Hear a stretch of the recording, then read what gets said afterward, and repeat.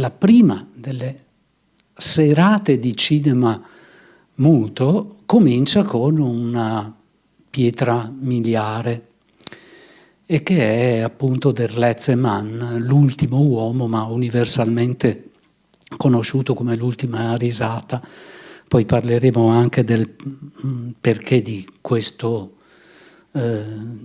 titolo. Pietra miliare di un regista che è diventato di culto, un regista molto colto, che ha cominciato nel 19 a fare i suoi primi film, che è l'anno del Gabinetto del dottor Caligari, per intenderci. E poiché ha avuto una vita breve, è stato l'autore di molti film memorabili, ma racchiusi in poco più di un decennio, perché poi nel 1931 muore in un incidente stradale. Ma prima dell'ultimo uomo del 24 aveva già fatto un film capitale come Nosferatu, il vampiro, che è del 22, cui seguiranno Faust, Tartufo, poi andrà in America dove girerà Aurora, anch'esso un altro grande film, e visto alle giornate, eccetera, conosciuto, per finire poi con Tabù, o Tabu, girato nei mari del sud sotto l'influenza di Flaherty. E poi appunto questo incidente automobilistico che a 43 anni stronca la vita e la carriera di Murnau. Questo regista che aveva il rimpianto che il sonoro fosse arrivato per lui troppo presto, perché diceva è arrivato proprio nel momento in cui il muto stava maturando e dando i suoi frutti migliori attraverso una serie di invenzioni di linguaggio che questa sera nell'ultimo uomo anche si vedranno, e si vedranno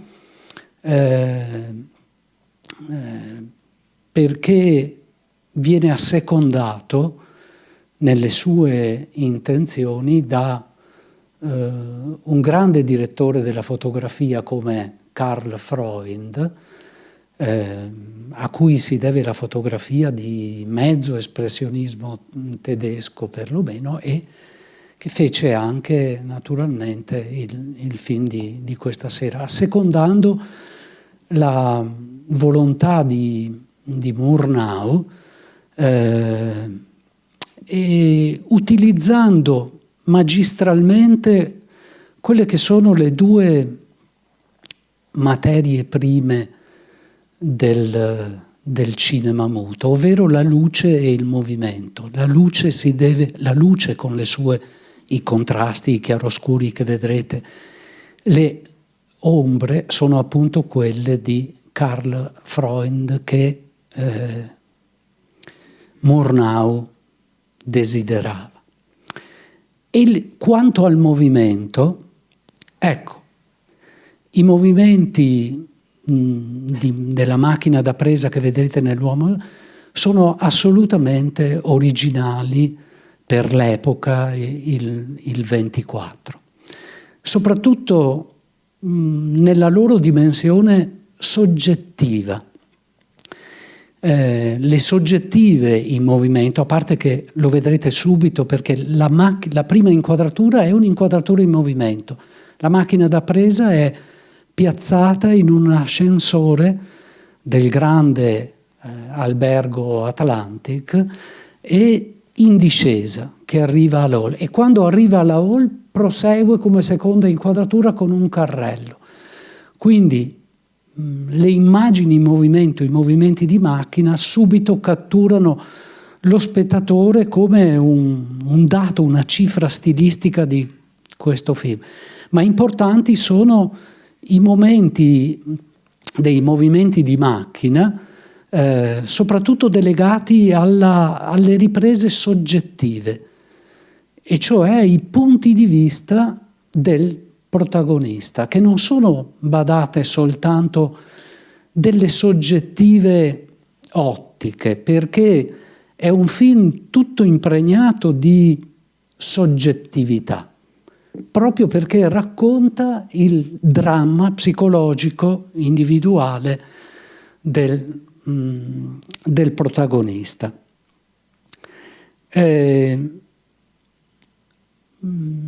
Il rimpianto di cui vi dicevo prima è collegato al fatto che in questo film, cioè il rimpianto che sia arrivato il sonoro che per certi versi ha semplificato le cose, mentre l'assenza non tanto delle musiche ma del parlato obbligava i registi alla ricerca di soluzioni visive, talvolta molto originali, molto forti, come quelle appunto di questo film.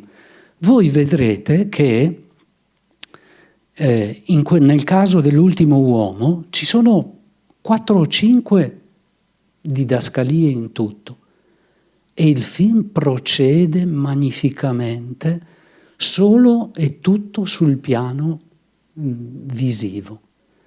Le immagini bastano da sole. Se pensate che comunque sia molto cinema muto aveva bisogno, se non altro non solo per delineare delle svolte narrative, per indicarle allo spettatore, ma talvolta anche, come dire, per riprodurre parzialmente almeno dei momenti di dialogo, ecco, Murnau in questo film rinuncia a tutto questo, eppure vedrete che le immagini sono talmente eloquenti che tutto il senso giunge nella sua pienezza per pura forza visiva, cioè in forza delle sole immagini.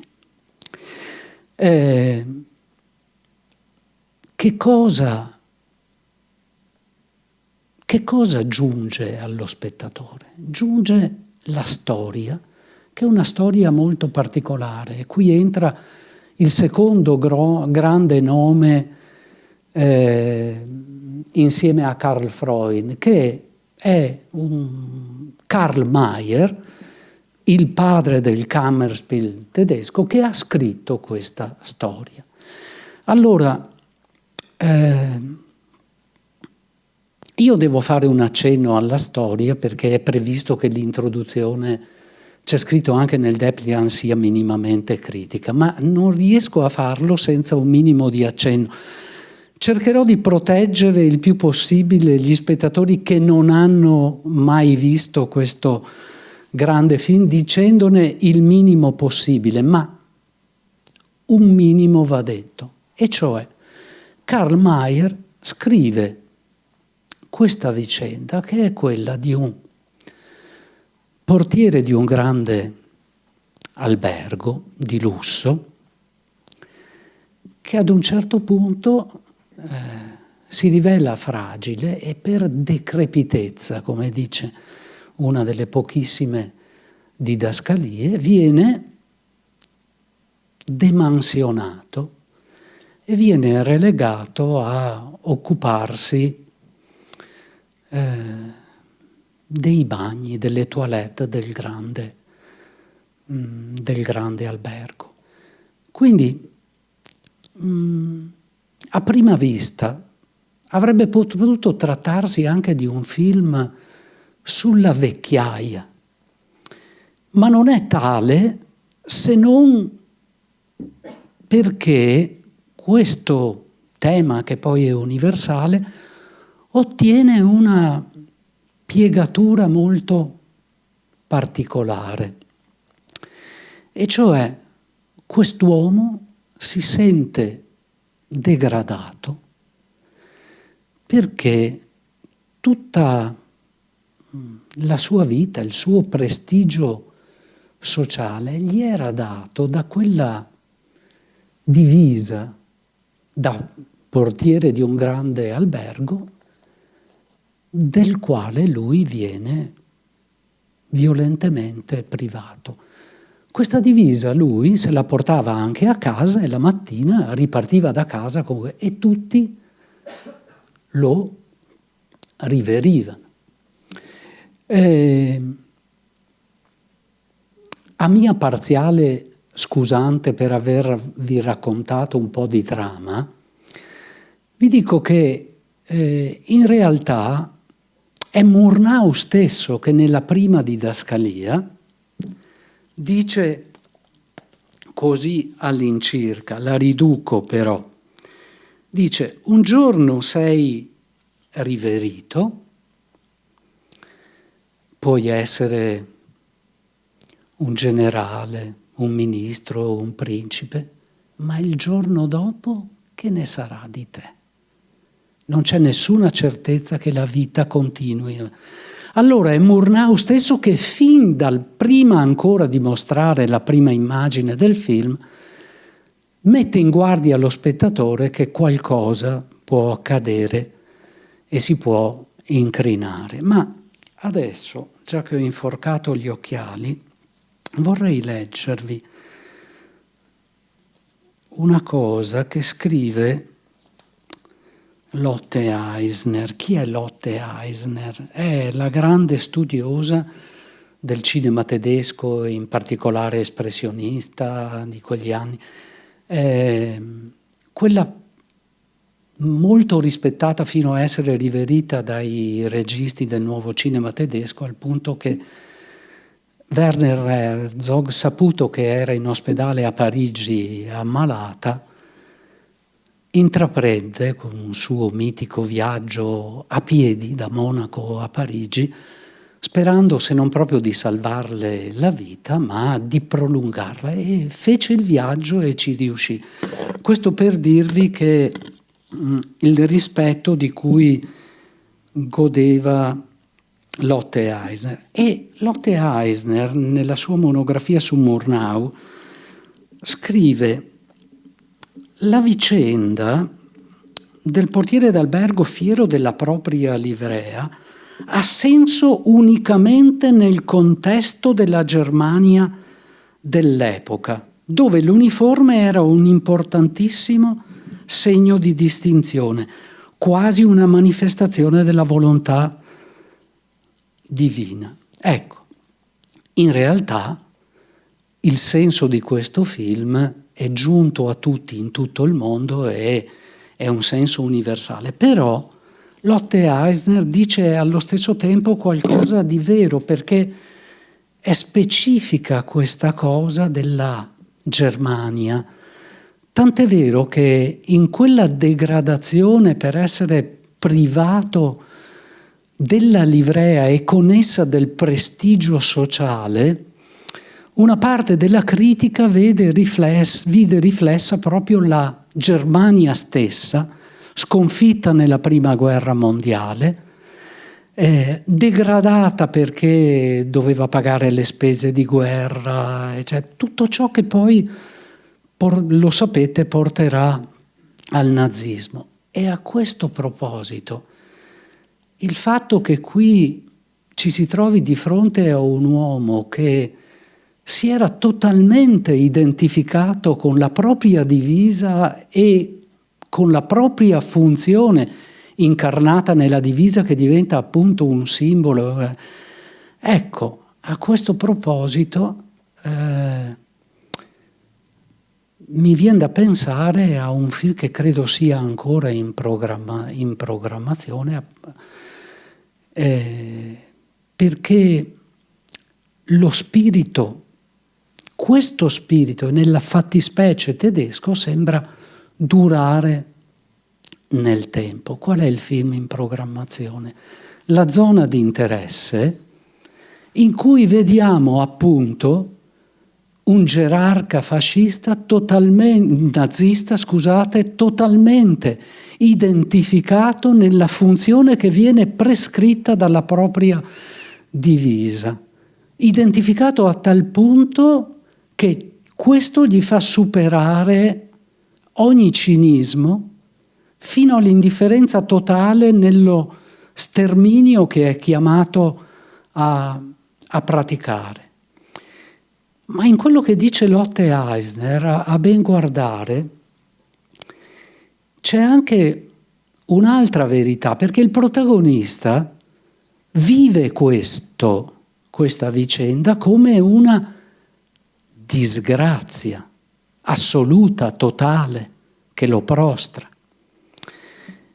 E bisogna ricordare che, a proposito di questa specificità di cui parla Lotte Eisner, che siamo in un paese eminentemente protestante, per cui la grazia o l'affermazione sociale, meglio dire, è letta anche come una grazia che viene dalla benevolenza divina.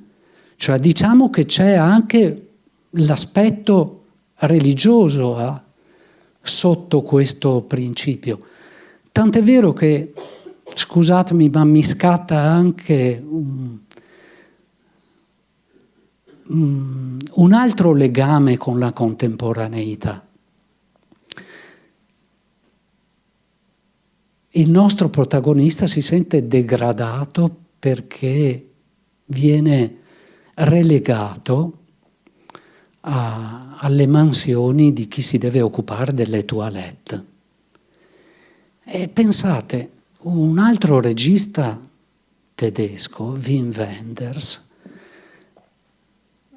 forse non a caso ha dovuto rivolgersi a un'altra cultura e un'altra spiritualità per disegnare il profilo di un protagonista che invece si sente appagato e perfino sereno nel pulire le toilette e di svolgere al meglio possibile la sua funzione al servizio degli altri. Ecco, questo per dirvi di due righe di Lotte Eisner che a suo tempo devo aver letto superficialmente, e solo a rileggere e a ripensarci per questa occasione mi sembra di aver capito l'importanza che hanno.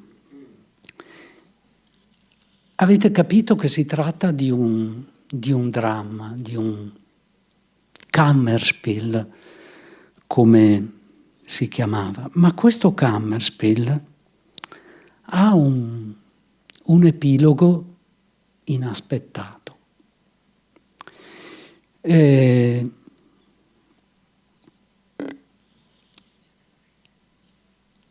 Introdotto da una di quelle pochissime didascalie di cui vi dicevo, e questa però merita che io ve la legga, anche se poi la troverete, per le considerazioni finali. Il protagonista si trova nella condizione di degrado che vi ho descritto e lì sembrerebbe concludersi la sua vicenda e la sua vita, se non che sullo schermo leggiamo questo. Qui, nel luogo della sua disgrazia, ecco perché vi ho parlato prima di questo termine, il vecchio si sarebbe consumato per il resto della sua misera vita e la storia avrebbe avuto fine. Se non che l'autore ha deciso di occuparsi di questa persona anche dopo l'abbandono di tutti gli altri, tranne uno che vedrete, regalandogli, è proprio un dono che fa l'autore al suo protagonista, regalandogli un epilogo in cui le cose si risolvono come raramente accade nella vita reale. Insomma, vedete che si tratta di un happy end voluto così dicono le testimonianze e le memorie, dal protagonista stesso, che è il terzo grande collaboratore di Murnau e che è l'attore Emil Jannings. Straordinario perché si tratta di un attore corpulento, per cui va benissimo nel momento in cui porta fiero la sua divisa, viene ammirato da tutto, ma capace di farsi piccolissimo nel momento in cui cade per l'appunto in disgrazia e subisce il degrado. Ma questo finale Murnau deve comunque averlo accettato di buon grado e firmato, perché vi leggo che cosa dice lui in una intervista. Amo la realtà delle cose, ma sempre mescolata alla fantasia. Ecco che allora, in qualche modo, questo finale traduce queste che sono due dimensioni che Murnau sentiva comunque proprie. Quindi noi vediamo un finale che forse sarà improbabile, ma che Murnau ha accettato di firmare, di sottoscrivere di buon grado, perché corrispondeva comunque a questa sua anima. E cioè, se il cinema, fino al momento dell'epilogo, è stato questa forma di conoscenza che è una finestra sulla realtà, capace di mostrare la verità delle cose, la realtà. Tant'è vero che si parla di questo film come più di un film realista che non di un film espressionista, salvo quei momenti di soggettività esasperata che vedrete. Ma vi dicevo, ciò traduce la sensibilità della doppia anima di Murnau, che dà così sfogo, come dire, al piacere del finale felice. Noi nel film vediamo anche quello che i tedeschi chiamano Schadenfreude, che è il piacere che provano soprattutto le pettegole che vedete nel momento in cui il personaggio sempre ammirato subisce il degrado. Beh, ma devo dire che in questo modo Murnau ha dato vita e ha regalato allo spettatore un piacere che è forse ancora maggiore, che è quello di vedere gli umili, gli umiliati e gli offesi che vengono redenti e che si riscattano. Buona visione.